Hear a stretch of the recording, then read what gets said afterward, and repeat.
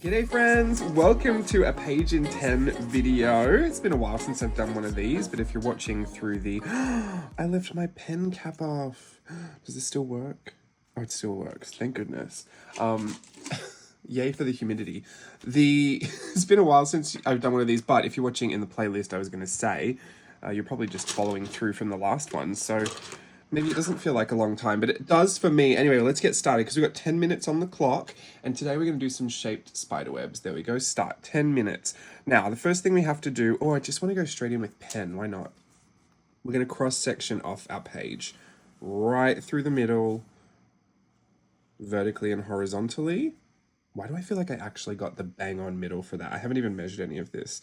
Then I'm going to go diagonally, corner to corner.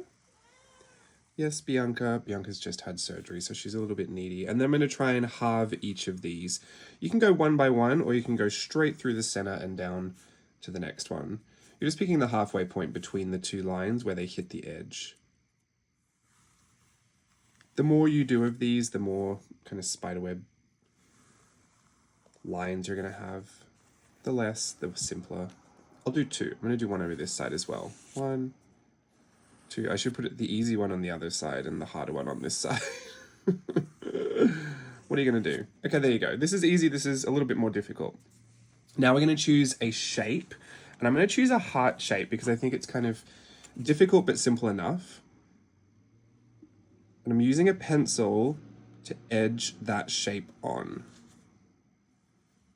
There we go. Heart shape. I'll do it over here as well so you can see what it looks like on both. The more intricate your shape, the more lines you're going to have to draw because you'll have to be able to create the contour outline of the shape. If there's not enough lines, then the sticks going from edge to edge won't really work. And also, you don't really want any direction changes. Like, you wouldn't want to put the center of the heart between two lines because we're not really going to be able to make that work with the webbing. Because the web kind of has to go a little bit curved, but mostly straight from stick to stick. So if you've got to change direction, like the point in the heart down there or the point up here, try and let it land on a line that's already drawn in. And we will lightly erase this line as well because I don't really want to see it at the end. And then I'll fully erase it at the end as well. I'll start on the easier side so you can see what we're doing.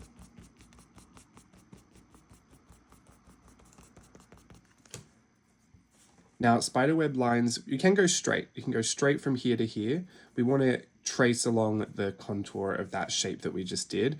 But I like my lines to go a little bit curved in towards the center. So you see where I go here, and it's completely opposite of this shape, this line here. Wherever those lines hit the web, I'm putting this slightly curved line to meet both. You'll see the difference in the effect. See, I might have to go a little bit higher for these ones, just to peak the top of that heart shape out. When there's less lines, the shape isn't super readable, but it is simpler. So let me show you what it looks like over this side. Because we've got the more lines, we've got more of an opportunity to trace more accurately that shape. So they see how that looks much more like a heart? I mean, of course, you could just draw a heart on there and you could just draw all the lines the way that they are. But I like it to look like an actual spider web that a spider made. So from here, I find it easier to work inwards. So I'm going to take all these extra lines, and you can jump from line to line as you go. That's an easy way to make sure that they all kind of link up. You just leave a bit of a gap and make these train tracks that become essentially just a concentric shape that gets smaller and smaller. It's like if you open a tin of cookie cutters, you know, like a circle cookie cutter tin, you see they all get smaller and smaller as you go in.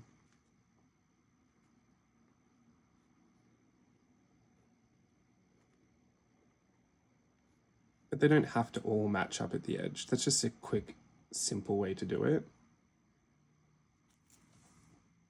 Or you can go one line at a time and have some that are really close together. You can skip a few, like something's accidentally punctured through the spider web. I think that's a lot more of an organic look, which I really like. Get a little wobble in there too, why not? Just start shimmying while you're drawing. See what that does to the overall effect. And then there's one step after that that'll make it just look a little bit more organic as well. And it is drawing a few lines just on the outside of the contour, because it's kind of like the heart shape appeared, not that the spider actually tried to do it. So you can put a couple extra up there. If your shape starts to get a little lost, make that original line that we did, make that a little bit thicker, a little bit bolder than every other line. That way visually it will read just more obvious. So you can see all these don't match up, but it still looks like a spider web.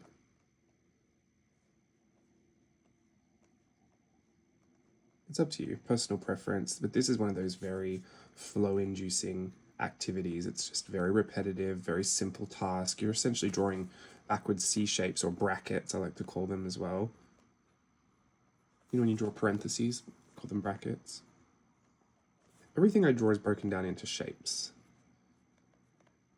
I've always said that if you, not always, not since I was a kid, but since I started teaching, that if you could explain the shape simply, you could draw the shape simply, or like you could transcribe that information a lot easier. So if you can break something down into its most simple shapes, generally we feel a lot more confident drawing a simple shape than we do just looking at a whole image and trying to replicate it. And I usually start with the most obvious, largest shapes, and then work my way more detailed from there. See the extra lines towards the edge, just give it a bit more authenticity.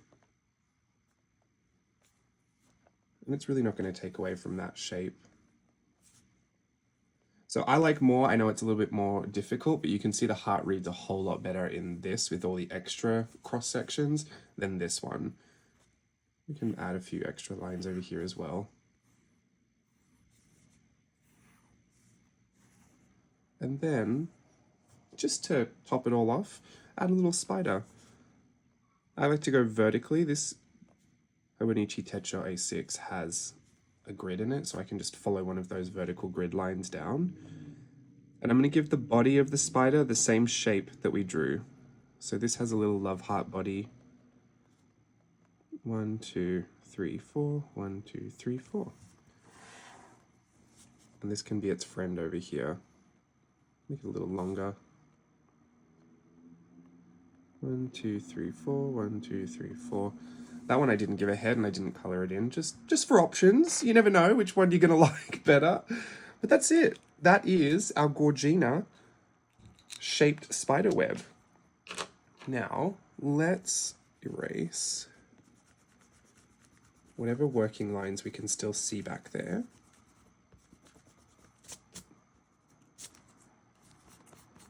Then no one will know, they'll just think we're so clever.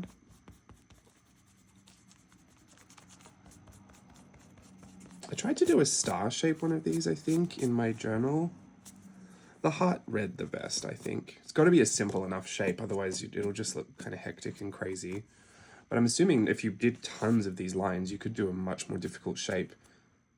But it's still got to read just as like a block square shape. Anything that looks good, fully colored in as a shape, you know, a silhouette, that's what you'd be wanting to put in here, because you're not going to be able to get any internal details in for your shape, like any cutouts or anything. It would have to look good as a block flat silhouette.